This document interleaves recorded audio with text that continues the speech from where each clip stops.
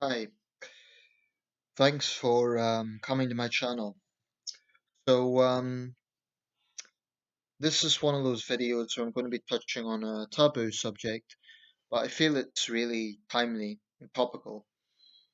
And I want to make it now while the issues are fresh in my mind. I've touched on the subject before, but now seems like a particularly appropriate time to discuss the issues at hand. And I want to talk about the notion of white privilege.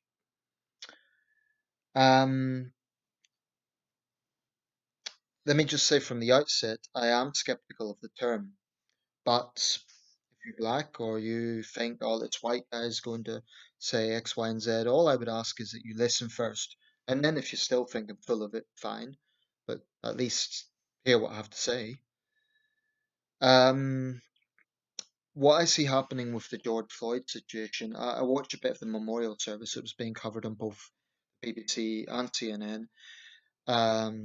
CGTN, the Chinese state broadcaster, instead of covering the Tiananmen Square commemorations today, they've been focusing on all the riots in the United States, which is not surprising. They're totally exploiting it. So is Russia today. Um, but this idea of white privilege, what we're seeing now in the narrative, Jake Tapper on CNN openly said, "In my position of white privilege," and you're getting a lot of white prominent figures, celebrities, um, commentators, news people who are openly endorsing the term because I think it's a combination of they genuinely feel that they need to say it and it's sort of an expectation. But I saw Emma Watson, the actress, posted that black square thing that's going on now. I think the idea, I don't use Twitter, but I think the idea was to blacken your Twitter feed with a black square to show solidarity for Black Lives Matter. Well, she done it and she got criticised for it. She was accused of only making it a temporary thing and making it like an accessory. And that to me just demonstrates that when white celebrities try to virtue signal, and to be maybe that's a bit harsh on Emma Watson, maybe she had sincere intentions. I think maybe she did, as opposed to just trying to virtue signal.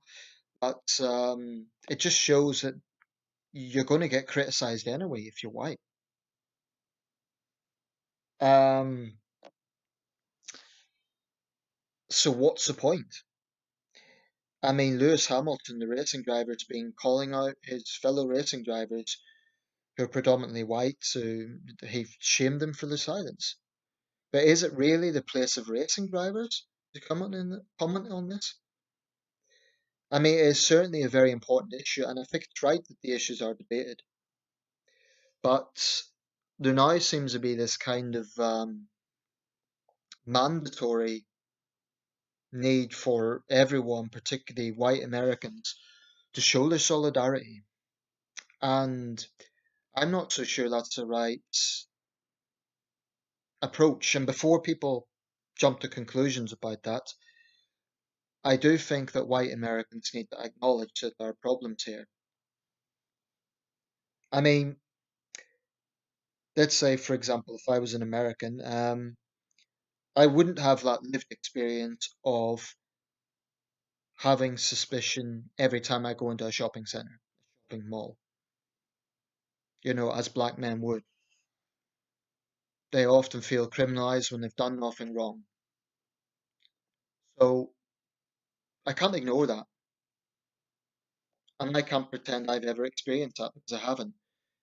The closest I came was I had a security guard was suspicious of me when I was in a Chinese store, being the only non-Chinese there, but it wasn't really comparable. I didn't get any hassle. I mean, the guy actually wanted to check my bag. I let him check, and obviously I hadn't taken anything, so I was slightly irritated by it. But I imagine that is the experience a lot of African American men have to put up with a lot of the time. Um, so I think it would be wrong to ignore issues like that. But does this denote white privilege? Here's the problem with the term white privilege as I see it. Privilege is a very specific adjective. It denotes perks, denotes getting something for nothing. Now, is that the situation for poor white Americans? And thinking of the British context, is that the situation for the thousands, potentially thousands, of overwhelmingly white victims of the grooming gangs, who, by the way, were targeted by racist Pakistani British men who saw them as easy white girls? Were they enjoying white privilege? If we want to look in history, the part of the country I live in, the northeast of England, if you were a young white man 100 years ago, 120 years ago, your choice in life was go to the shipyard, go down a mine, or go to the Western Front by the time the First World War came around. They didn't have glamorous lives. They didn't have perks. They weren't princes of privilege. That's why I have such a problem with this term. It's not because I think black and minority people have a perfect situation. They obviously don't. And I'll come to the police issue in a minute, but it's because the term is generalizing. And it seems to me to be the only racial generalization that is acceptable. Why is it okay to put this implication out there that all white people are well off, have perks? Because that's what it means. Now, you say that to the people who push it, they say, oh no, that's not what we're saying. Well, what are you saying exactly? If your issue is that, for example, a white woman wouldn't get the same treatment as a black man, there may be some truth in that, but it still isn't the whole picture because it ignores the fact that there are white people who are struggling as well. The reason I despise it as a concept, and I use that word, I think it is dangerous because it breeds resentment.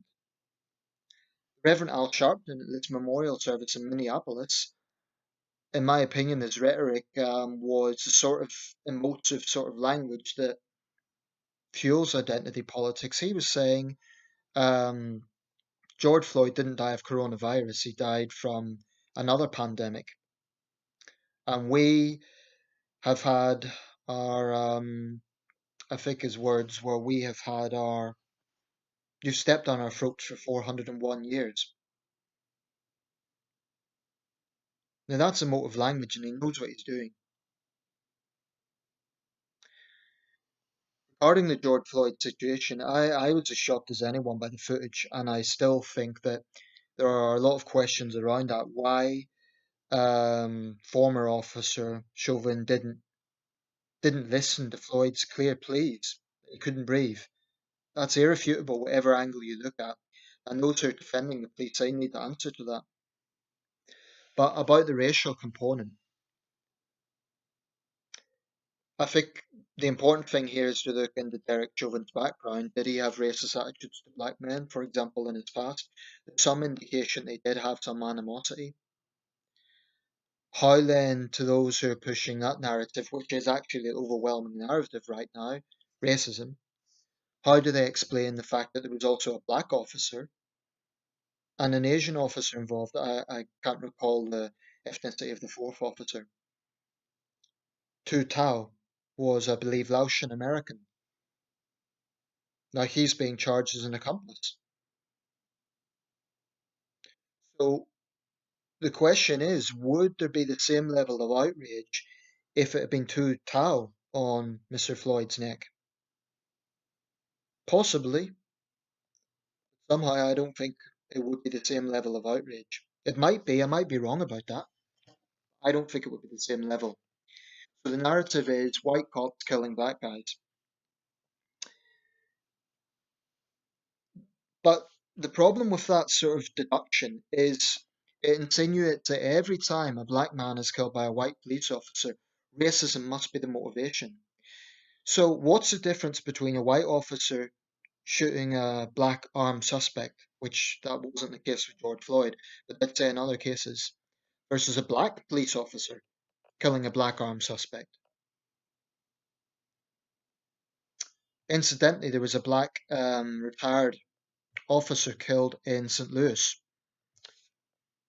I believe his name was. Bear with me a second. I'll get his name up. I'm literally online now. David Dorn. This was a man who dedicated his life to public service.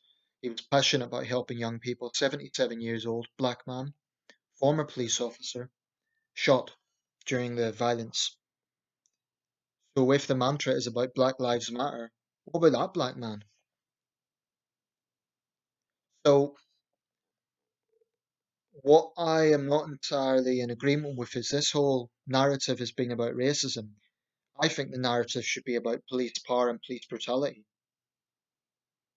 Because as my video about James King, the young white guy who was brutalized by the police in Grand Rapids shows, this is a problem that affects all races. And police officers who do it come from all races. Yet for some reason, the overwhelming focus seems to be on white officers killing black men. Now, the actual statistics show that actually more white people are killed by the police in overall terms. Why does it not get as much attention? It may be because they are white armed suspects killed by white officers. I don't know. But my concern is that people really are believing this situation, and certainly in countries like China and Russia, many people will be thinking, okay, United States just it's full of crazed, racist white cops who go around killing black guys for fun. The reality is a lot more complex than that. And that's not to downplay police brutality. And it's not even to downplay racist cops. There are racist cops. I mean, certainly in the Los Angeles riots 28 years ago, I'm adamant that there was racism at play there. And I'm not for a second going to say that there aren't white police officers who will treat black men differently than other suspects.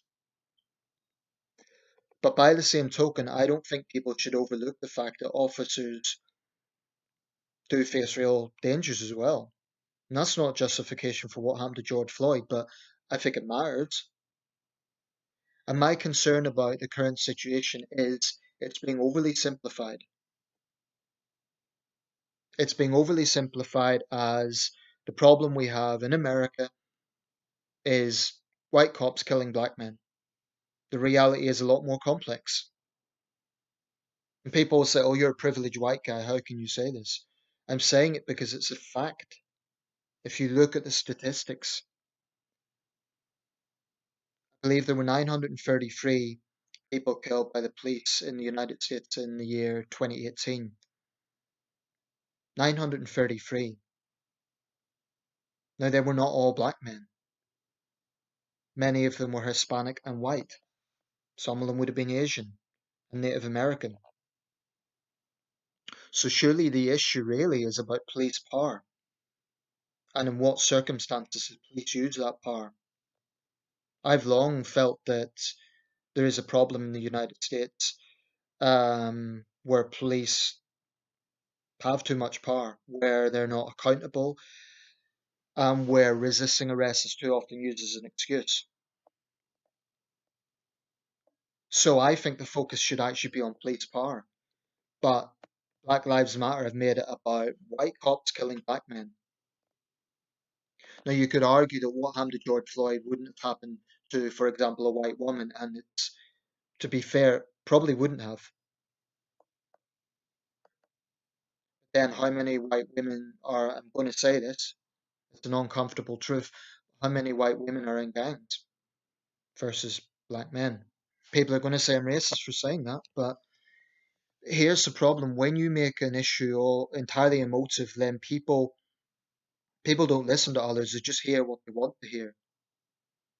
So I can say there is racism in America. I can say there are circumstances where black men are clearly treated unfairly. And people will still say, oh, I'm defending the cops, I'm a racist, even though I'm not defending the cops, and I recognize that racism exists. That's what I am concerned about with this sort of narrative, and you see it in the UK as well. I mean, look at the way I've mentioned this many times, so I think it's valid. The way Lauren Fox was utterly pilloried by the left and by those who push identity politics. I really feel very uncomfortable with identity politics. I'm not going to say that there aren't issues that particular ethnic groups face more than others. That would clearly not be true. I mean, it would be flippant to say, oh, everyone's equal, we all have it the same. We don't. But what I'm saying is that the reasons for that are complex, and it isn't always as simple as racism. So, for example, it's often been reported that more black and minority people have died from COVID-19. But does that mean the virus is racist? Does it mean that black people are not being given equal medical treatment? I don't think so. I think there'll be a lot of different factors involved in that. But I don't. I think it's pretty ridiculous to say the virus is racist. Clearly, it is a problem. It also needs to be looked at, and this is something that's largely been ignored. Why is it a lot more men have died from COVID-19 than women? There's a gender disparity there. Why is that happening? You see, my take is it's very valid to discuss racial issues. So if black American men are impacting more than white American men in a particular area, okay, it needs to be discussed. But the problem is when things are always just dismissed as, oh, well, it's racism, it must be racism. So, I mean, there's people out there right now who think every single time a black man's apprehended by white cops, it's racism. Every single time a black man dies at the hands of a white police officer, it must be racism. Yet they wouldn't say that if a black police officer killed a black man in exactly the same circumstances.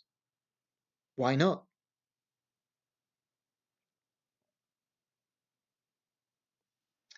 There is a danger here. In fact, Derek Chauvin might not even get a fair trial because he's the most hated man in America right now, and there's signs that these other officers might even turn on each other. I think Derek Chauvin needs to face justice for the way he responded to this, but it will be essential that he has a fair trial, and that will mean that the jury will have to be very carefully selected. Those 12 jury members, I assume it would be 12, they can't have any connections to the police, so they can't, for example, be married to police officers. They can't be have any connection to the protests. They can't have taken part in protests or riots, because if they have, that would indicate obviously bias. And so it's going to be a challenge finding a jury that is absolutely neutral, but it's essential. Although I do think strong evidence indicates that Derek Chauvin does need to be held to account for what he's done. Because I don't think whatever angle you look at, with the information available, when George Floyd repeatedly said he couldn't breathe, that is the big sticking point for me. People are going to say, well, George Floyd was intoxicated or he had a pre existing medical condition. To me, that's excuses. The fact of the matter is, he was saying he couldn't breathe. The common sense, if nothing else, common sense should have indicated that Derek Chauvin should have let him up. If the issue was, oh, well, he's a suspect and he might escape, which is a very flimsy excuse, but if that's the issue, then Chauvin could have said, okay, I'm going to let you up, but you need to comply. Now, why did they not do that? If I was a prosecutor, I'd be asking that question. I'd be raising that issue as to why Chauvin ignored his clear pleas. For that reason, I've got limited sympathy for this man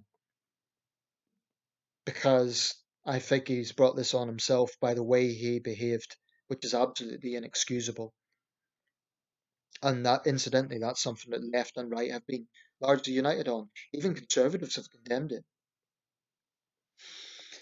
But I don't like this tendency that's going on now where people are being pressured into supporting the movement. And if you don't support it, then you somehow, this ridiculous slogan, white silence equals compliance, except there isn't silence. What they're really saying is you have to agree with us 100%, otherwise you're a horrible racist.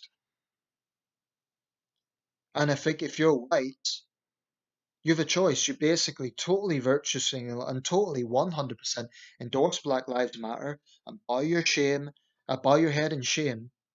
Otherwise, you're a hardcore racist that doesn't care.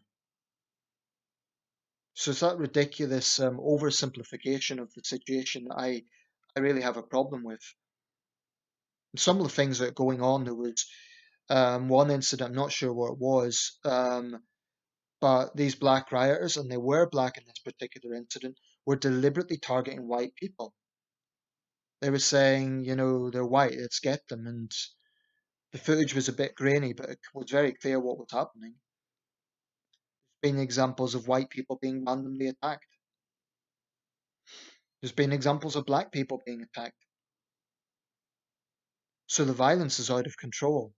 And I do not accept this argument that some have tried to make, oh, well, people are angry and peaceful protest hasn't worked. The thing is, they're not doing this for George Floyd. Nothing will convince me that people looting a store is an act of legitimate anger against police killing a man. It's just... But anyway, with the whole white privilege thing, I will just not endorse it. I'm sorry, I won't. Because this goes beyond just trying to shame white people into, accepting that we're all princes and princesses of privilege. It goes to actually trying to shame white people into things that happened centuries ago. Take, for example, the transatlantic slave trade. How often is that discussed and brought up? And yet, there are 27 million slaves in the world today. Today, one of the worst culprits, Mauritania in West Africa. Why does that never get discussed? Why is the Islamic slave trade ignored? Why is the fact that African chieftains who sold their fellow Africans into this evil trade, why is that aspect always overlooked? I mean, that's the point, it was a trade. Europeans didn't just come in and take the Africans, they bought the Africans. It was evil, and we must always remember that cities like Bristol and Liverpool got their wealth on the back of human slavery. It was an evil trade, and it's right that it was purged out of existence eventually by the tireless work of abolitionists, white and black. But I just think it's ridiculous to constantly bring up the issue of the transatlantic slave trade whilst ignoring the fact that slavery exists in the world today. It's nonsensical. Anyway, there's a lot of other angles I could talk about, but I'll leave it there for now. If you're white and you say stuff like this, I mean, if I was a public figure, I would be completely denounced. The likes of the Guardian and the Eye would say, for example, Nathan Hazlett shut down by his ignorance. Nathan Hazlett refuses to join the movement. I would be utterly and completely pilloried simply for saying that I'm not going to endorse some of the narrative here. I could say that the death of George Floyd was appalling. That man should never have died. And I believe police brutality is a serious problem, and I believe that some cops are indeed racist. But for the simple fact that I will then not endorse this narrative that it's just a case of white cops killing black men, or that all white people are privileged, which they aren't, because I will not endorse those views, it doesn't mean that I am living in a bubble. It just means I'm not going to endorse the groupthink. I mean, I have to say, the number of white celebrities that are jumping over themselves to virtue signal on this, it's ridiculous.